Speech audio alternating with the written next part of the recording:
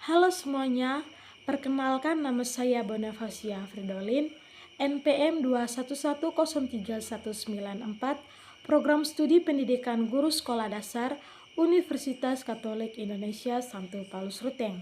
Pada kesempatan ini, saya akan menjelaskan atau menganalisis sebuah kasus pelanggaran HAM yang terjadi di daerah saya, tepatnya di Satar Misi Puceleok, terkait dengan masyarakat adat yang menolak keras pembangunan geothermal. Silakan disimak. Pertama-tama, kita akan membahas paparan dari peristiwa pelanggaran HAM yang terjadi di Pocoleok, Satarmise. Kasus Pocoleok merupakan salah satu contoh nyata konflik antara kepentingan bisnis dan hak-hak masyarakat adat di Indonesia. Inti dari permasalahan ini adalah rencana pembangunan proyek geothermal di wilayah adat Pocoleok yang ditolak keras oleh masyarakat setempat. Penolakan ini didasari oleh sejumlah alasan, antara lain yang pertama ancaman terhadap kehidupan dan lingkungan. Masyarakat adat khawatir bahwa proyek geothermal akan merusak lingkungan hidup mereka, mencemari sumber air, dan mengancam mata pencarian mereka yang sebagian besar bergantung pada pertanian dan peternakan. Berikut kronologi kejadian dan pelanggaran HAM dalam kasus ini, yaitu penolakan masyarakat adat. Sejak awal, masyarakat adat Pocoleok secara tegas menolak proyek geothermal. Mereka menggelar berbagai aksi protes dan demonstrasi untuk menyampaikan penolakan mereka. Yang berikut tindakan kekerasan. Sebagai respon terhadap penolakan masyarakat, seringkali terjadi tindakan kekerasan yang dilakukan oleh aparat keamanan yang ditugaskan untuk mengamankan proyek. Tindakan kekerasan ini meliputi yang pertama, penggunaan kekuatan berlebihan. Aparat seringkali menggunakan kekuatan yang berlebihan dalam menghadapi demonstrasi masyarakat. Yang kedua, penangkapan sewenang-wenang. Aktivis dan tokoh masyarakat yang vokal dalam menolak proyek seringkali ditangkap dan ditahan. Yang ketiga, intimidasi dan ancaman. Masyarakat adat seringkali menerima ancaman dan intimidasi dari pihak yang mendukung proyek. Yang berikut, pelanggaran hak asasi manusia. Tindakan kekerasan yang dilakukan oleh aparat merupakan pelanggaran serius terhadap hak asasi manusia, seperti hak atas keamanan dan integritas fisik. Masyarakat adat mengalami kekerasan fisik, luka-luka, bahkan ada yang meninggal dunia akibat tindakan kekerasan. Yang berikut, kebebasan berekspresi. Masyarakat adat dibatasi dalam menyampaikan pendapatnya dan melakukan aksi protes, hak atas keadilan. Proses hukum yang tidak adil terhadap masyarakat adat yang dituduh melakukan tindakan kriminal terkait penolakan proyek. Hak atas lingkungan hidup yang sehat. Proyek geothermal berpotensi merusak lingkungan dan mengancam kesehatan masyarakat. Dampak dari konflik ini telah menimbulkan berbagai dampak negatif, antara lain yang pertama, ketegangan sosial. Terjadinya ketegangan sosial yang berkepanjangan antara masyarakat adat, perusahaan, dan pemerintah.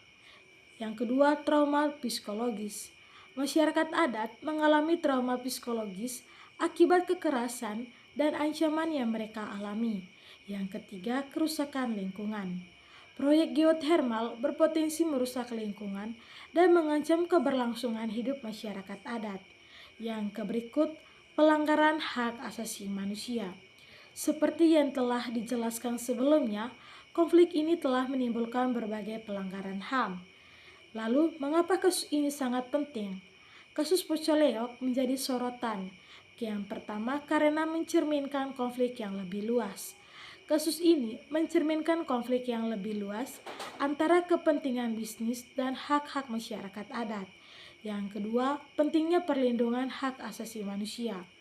Kasus ini menggarisbawahi pentingnya melindungi hak asasi manusia, terutama hak-hak masyarakat adat. Yang berikut, tantangan pembangunan berkelanjutan. Kasus ini menunjukkan bahwa pembangunan ekonomi tidak boleh mengorbankan hak-hak masyarakat dan lingkungan hidup. Yang berikut pelanggaran HAM yang terjadi dalam masalah ini. Dalam upaya mempertahankan hak-hak mereka, masyarakat adat Pocoleok kerap menghadapi berbagai bentuk pelanggaran HAM. Di antaranya yang pertama, kekerasan fisik. Masyarakat adat seringkali menjadi korban kekerasan fisik dari aparat keamanan yang ditugaskan untuk mengamankan proyek. Tindakan kekerasan ini dapat berupa pemukulan, penyiksaan, dan penangkapan sewenang-wenang. Yang berikut, intimidasi dan ancaman. Masyarakat adat juga mengalami intimidasi dan ancaman dari pihak yang mendukung proyek ini. Ancaman ini dapat berupa ancaman pembunuhan, pembakaran rumah, dan perusakan harta benda. Yang berikut, pembatasan kebebasan dalam berekspresi. Masyarakat adat dibatasi dalam menyampaikan pendapatnya dan melakukan aksi protes. Mereka seringkali ditangkap dan ditahan karena dianggap menghalangi pembangunan. Yang berikut, pelanggaran hak atas keadilan. Proses hukum yang tidak adil seringkali dialami oleh masyarakat adat yang terlibat dalam konflik ini. Mereka seringkali dituduh melakukan tindakan kriminal tanpa bukti yang kuat. Pelanggaran hak atas lingkungan hidup. Proyek geothermal berpotensi merusak lingkungan dan mengancam kesehatan masyarakat. Hal ini merupakan pelanggaran HAM yang terjadi di dalam masyarakat adat Pocoleok. Yang berikut, korban dan pelaku dalam konflik Pocoleok. Konflik Pocoleok antara masyarakat adat dan proyek geothermal telah melahirkan banyak korban dan pelaku pelanggaran HAM. Berikut kita akan membahaskan lebih rinci siapa saja mereka. Yang pertama, korban. Masyarakat adat Pocoleok. Mereka adalah korban utama dalam konflik ini. Mereka mengalami berbagai bentuk pelanggaran HAM, di antaranya yang pertama, kekerasan fisik, seperti pemukulan, penyiksaan, dan luka-luka akibat tindakan represif aparat. Yang berikut, intimidasi dan ancaman. Mereka menerima ancaman pembunuhan, pembakaran rumah, dan perusakan harta benda. Yang berikut, pelanggaran hak atas tanah. Tanah ulayat mereka terancam diampas oleh proyek geothermal. Yang berikut, pelanggaran hak atas lingkungan hidup. Mereka harus menghadapi kerusakan lingkungan akibat proyek tersebut. Pelanggaran hak atas keadilan. Mereka seringkali menjadi korban kriminalisasi dan tidak mendapatkan perlakuan yang adil dan proses hukum. Jurnalis. Jurnalis yang meliput konflik ini juga menjadi korban kekerasan. Mereka seringkali dihalangi dalam menjalankan tugas jurnalistiknya dan bahkan mengalami kekerasan fisik. Yang kedua, pelaku. Yang pertama, aparat keamanan. Aparat keamanan, terutama kepolisian, seringkali menjadi pelaku kekerasan terhadap masyarakat adat. Mereka ditugaskan untuk mengamankan proyek geothermal, namun seringkali menggunakan kekuatan yang secara berlebihan. Yang berikut, perusahaan geothermal. Meskipun secara tidak langsung melakukan kekerasan fisik, perusahaan geothermal dianggap sebagai pihak yang bertanggung jawab atas konflik ini. Mereka dianggap telah melanggar hak-hak masyarakat dan merusak lingkungan. Yang berikut, pemerintah. Pemerintah juga dianggap turut bertanggung jawab karena dianggap tidak cukup melindungi hak-hak masyarakat adat dan memberikan izin atas proyek geothermal tanpa mempertimbangkan dampak sosial dan lingkungannya. Yang berikut, dinamika pelaku dalam beberapa kasus. Terdapat kolaborasi antara aparat keamanan dan perusahaan geothermal dalam melakukan tindakan represif terhadap masyarakat adat. Hal ini semakin memperumit situasi dan memperparah pelanggaran HAM yang terjadi. Yang berikut, analisis mendalam mengenai penyebab dan akar masalah dari konflik Pocoleok. Yang pertama, analisis mendalam mengenai penyebab konflik Pocoleok. Konflik Pocoleok merupakan perwujudan dari pertentangan antara kepentingan ekonomi dan lingkungan serta hak-hak masyarakat adat. Akar permasalahan ini kompleks dan saling terkait, meliputi yang pertama penyebab utamanya seperti konflik kepentingan, di mana di dalamnya antara lain yaitu yang pertama pemerintah. Pemerintah menitik beratkan pada pengembangan energi terbarukan dan ketahanan energi nasional. Yang kedua, perusahaan. Di sini, perusahaan mengejar keuntungan ekonomi dari proyek geothermal. Yang berikut, masyarakat adat. Masyarakat adat menjaga kelestarian lingkungan dan mempertahankan hak-hak adat mereka, hak atas tanah dan sumber daya alam. Yang kedua, kurangnya partisipasi masyarakat. Proses pengambilan keputusan. Masyarakat adat seringkali tidak dilibatkan secara signifikan dalam proses pengambilan keputusan terkait proyek geothermal. Yang berikut, kurangnya informasi. Informasi mengenai proyek geothermal dan dampaknya terhadap lingkungan serta masyarakat seringkali tidak disampaikan secara transparan dan komprehensif. Yang ketiga, pelanggaran hak asasi manusia. Yang pertama, kekerasan. Tindakan kekerasan oleh aparat keamanan terhadap masyarakat adat yang menolak proyek. Intimidasi. Ancaman dan intimidasi terhadap masyarakat adat yang bersuara. Yang berikut, kriminalisasi. Pembinaan terhadap aktivis dan tokoh masyarakat yang menentang proyek. Yang berikut, kerentanan sosial ekonomi. Ketergantungan pada sumber daya alam. Masyarakat adat sangat bergantung pada sumber daya alam untuk memenuhi kebutuhan hidup sehari-hari. Proyek geothermal mengancam mata pencarian mereka. Yang berikut, kesenjangan sosial. Kesenjangan sosial antara masyarakat adat dan pihak-pihak yang mendukung semakin memperparah konflik. Yang kedua, akar masalah. Yang pertama, konsep pembangunan. Model pembangunan yang berpusat pada pertumbuhan ekonomi seringkali mengabaikan aspek sosial dan lingkungannya. Yang berikut, prioritas energi. Prioritas pada pengembangan energi terbarukan tanpa mempertimbangkan dampak sosial dan lingkungannya. Yang kedua, kelemahan tata kelola, seperti kelemahan regulasi.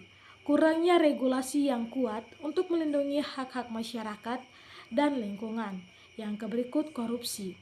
Potensi korupsi dalam proyek besar seperti geothermal dapat memicu konflik kepentingan. Yang ketiga, stigmatisasi terhadap masyarakat adat. Pandangan stereotipe. Masyarakat adat seringkali dipandang sebagai penghalang pembangunan dan tidak memiliki kapasitas untuk mengelola sumber daya alam. Berikut, kita akan membahaskan dampak dari konflik Pocoleok secara lebih mendalam, baik dalam jangka pendek maupun dalam jangka panjang, serta bagi berbagai pihak yang terlibat. Yang pertama, kita akan membahas dampak jangka pendeknya. Yang pertama, bagi masyarakat adat Pocoleok. Seperti yang pertama, kekerasan fisik. Banyak warga mengalami luka-luka akibat tindakan represif aparat. Yang kedua, trauma psikologis. Ketakutan, kecemasan, dan trauma mendalam akibat kekerasan dan ancaman. Yang ketiga, kerugian material. Kerusakan rumah dan harta benda akibat tindakan kekerasan ini. Yang berikut, gangguan aktivitas sehari-hari. Demonstrasi dan konflik mengganggu aktivitas pertanian dan perekonomian masyarakat setempat. Yang kedua, bagi pemerintah, reputasi negatif. Tindakan kekerasan aparat dapat merusak citra pemerintah di mata masyarakat internasional. Yang berikut, ketegangan sosial. Konflik ini dapat memicu ketegangan sosial yang lebih luas. Yang berikut, hambatan investasinya. Investor asing mungkin enggan berinvestasi di daerah yang dianggap tidak stabil. Dan yang ketiga, bagi perusahaan, tunda atau batalnya proyek. Protes masyarakat dapat menyebabkan penundaan atau pembatalan proyek ini. Yang berikut, kerugian finansial. Investasi yang telah dilakukan dapat sia-sia jika proyek tidak dapat dilanjutkan. Yang berikut, reputasi negatif. Pencarian di mata masyarakat tidak peduli terhadap lingkungan dan hak-hak masyarakat adat. Yang kedua, dampak jangka panjang dari permasalahan Pocoleok. Bagi masyarakat Pocoleok, Seperti yang pertama, kerusakan lingkungan proyek. Proyek geotermal yang terus berjalan dapat merusak lingkungan dan sumber mata pencarian mereka. Yang berikut, kehilangan tanah ulayat. Masyarakat adat berisiko kehilangan tanah ulayat mereka secara permanen. Perpecahan masyarakat. Konflik internal dapat terjadi dalam komunitas akibat perbedaan pendapat mengenai proyek geothermal ini. Yang kedua, bagi pemerintah. Instabilitas politik. Konflik yang berkepanjangan dapat mengancam stabilitas politik di daerah Pocoleok ini. Yang kedua, sulitnya menarik investasi. Investor akan berpikir dua kali untuk berinvestasi di daerah yang rawan konflik. Dan yang ketiga, bagi lingkungan, seperti kerusakan ekosistem. Proyek geothermal dapat merusak ekosistem seperti hutan, sungai, dan tanah. Yang berikut, pencemaran lingkungan. Limbah dari proyek geothermal dapat mencemari tanah dan air. Dan yang ketiga yaitu dampak bagi pihak lain. LSM dan aktivis. LSM aktivis yang mendukung masyarakat adat juga dapat menjadi sasaran kekerasan dan intimidasi. Yang berikut, masyarakat sekitar. Masyarakat di sekitar Pocoleok terdampak secara tidak langsung seperti mengalami kekurangan air bersih atau masalah kesehatan akibat pencemaran lingkungan. Yang berikut, aspek hukum dan HAM dari masalah perjuangan masyarakat adat melawan proyek geothermal jika dikaitkan dengan instrumen HAM internasional atau nasional. Konflik Pocoleok dalam lensa hukum dan HAM.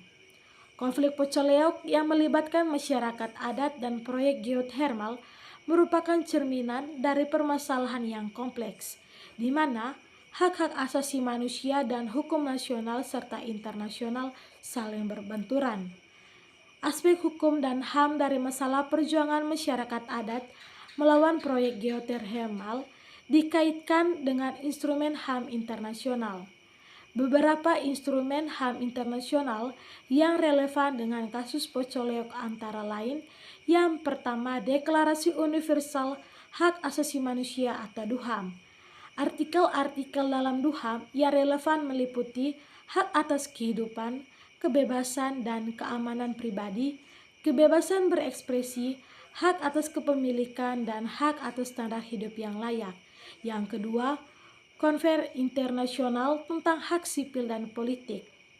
Konvenan ini memberikan perlindungan lebih lanjut terhadap hak-hak sipil dan politik yang telah tercantum dalam DUHAM, termasuk hak atas keadilan, kebebasan berkumpul dan berdemonstrasi secara damai. Yang ketiga, Konvensi 169 ILO tentang suku dan bangsa asli. Konvensi ini secara khusus mengatur hak-hak masyarakat adat, termasuk hak atas tanah, sumber daya alam, dan partisipasi dalam pengambilan keputusan. Yang kedua, instrumen hukum nasional. Di tingkat nasional, beberapa undang-undang yang relevan dengan kasus Pocoleok ini antara lain yang pertama, Undang-Undang Dasar 1945 Pasal 28C dan 28D UUD 1945 menjamin HAM termasuk hak atas lingkungan hidup yang baik dan sehat. Undang-Undang Nomor 39 Tahun 1999 tentang Hak Asasi Manusia. UUD ini memberikan definisi yang komprehensif tentang hak asasi manusia dan mekanisme penegakannya. Undang-Undang Nomor 5 Tahun 1990 tentang Konservasi Sumber Daya Alam Hayati dan Ekosistemnya. Undang-undang ini mengatur tentang perlindungan lingkungan hidup dan pemanfaatan sumber daya alam secara berkelanjutan. Yang berikut, Undang-Undang Nomor 21 Tahun 2001 tentang perlindungan warisan budaya. Undang-undang ini mengatur perlindungan terhadap warisan budaya, termasuk budaya masyarakat adat. Pelanggaran HAM dalam kasus Pocoleok berdasarkan instrumen-instrumen hukum di atas. Beberapa pelanggaran HAM yang terjadi dalam kasus Pocoleok antara lain yang pertama, pelanggaran hak atas kehidupan, kebebasan, dan keamanan pribadi. Tindakan kekerasan oleh aparat keamanan terhadap masyarakat adat Pocoleok merupakan pelanggaran terhadap hak-hak ini. Berikut pelanggaran hak atas kepemilikan. Pengambil alihan tanah ulayat masyarakat adat tanpa persetujuan mereka merupakan pelanggaran terhadap hak milik. Yang berikut pelanggaran hak atas lingkungan hidup. Proyek geothermal yang berpotensi merusak lingkungan merupakan pelanggaran terhadap hak atas lingkungan hidup yang sehat, pelanggaran hak atas kebebasan berekspresi dan berpendapat, pembatasan terhadap kebebasan masyarakat adat untuk menyampaikan pendapatnya dan melakukan protes atau demonstrasi merupakan pelanggaran terhadap hak-hak ini. Yang berikut pelanggaran hak masyarakat adat. Pelaksanaan proyek geothermal tanpa melibatkan masyarakat adat secara partisipatif dan menghormati hak-hak adat mereka merupakan pelanggaran terhadap prinsip-prinsip dalam Konvensi 169 ILO.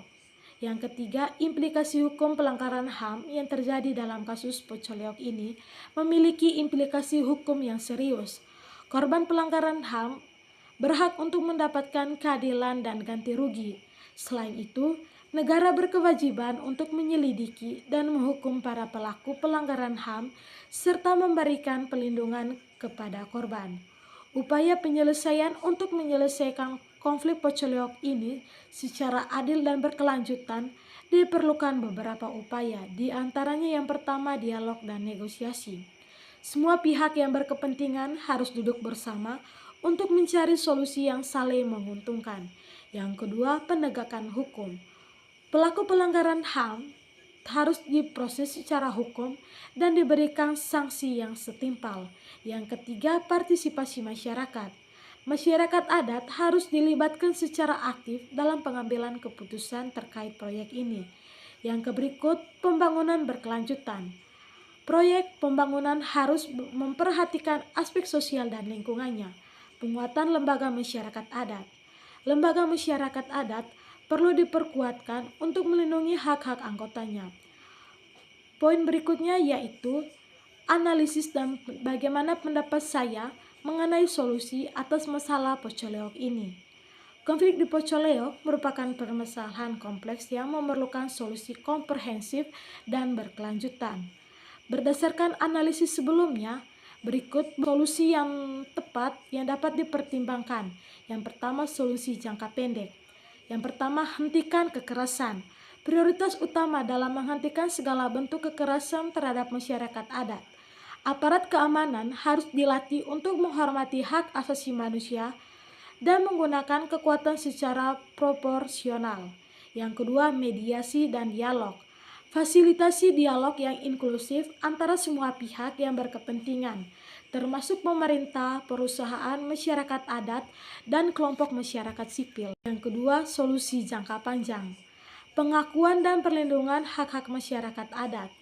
Pemerintah perlu mengakui dan melindungi secara penuh hak-hak masyarakat adat atas tanah, sumber daya alam, dan budaya mereka sesuai dengan hukum nasional dan internasional. Yang berikut, partisipasi masyarakat adat. Libatkan masyarakat adat secara penuh dalam setiap tahap pengambilan keputusan terkait proyek pembangunan di wilayah mereka.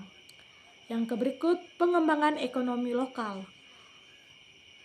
Dukung pengembangan ekonomi lokal yang berkelanjutan dan berbasis pada potensi sumber daya alam dan budaya masyarakat adat. Yang berikut, penguatan lembaga masyarakat adat. Perkuati lembaga masyarakat adat agar mampu mengelola sumber daya alam dan mempertahankan hak-hak mereka. Yang berikut, usulan bagaimana supaya peristiwa serupa tidak terjadi lagi di masa depan. Usulan pencegahan terulangnya konflik seperti Pocoleok.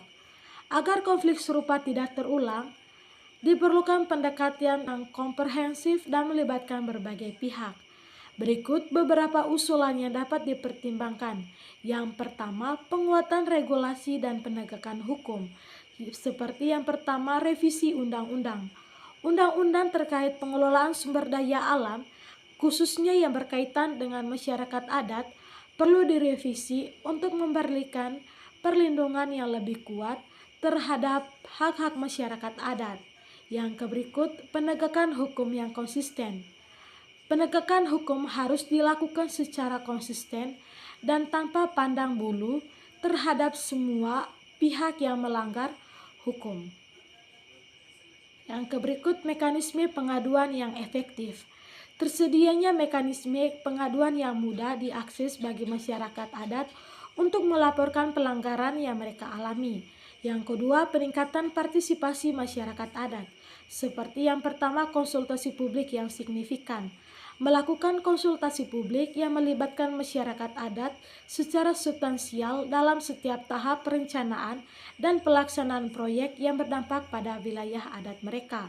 Yang berikut, pengakuan hak ulayat. Pemerintah perlu mengakui dan melindungi hak ulayat masyarakat adat secara hukum. Yang berikut, pemberdayaan masyarakat adat.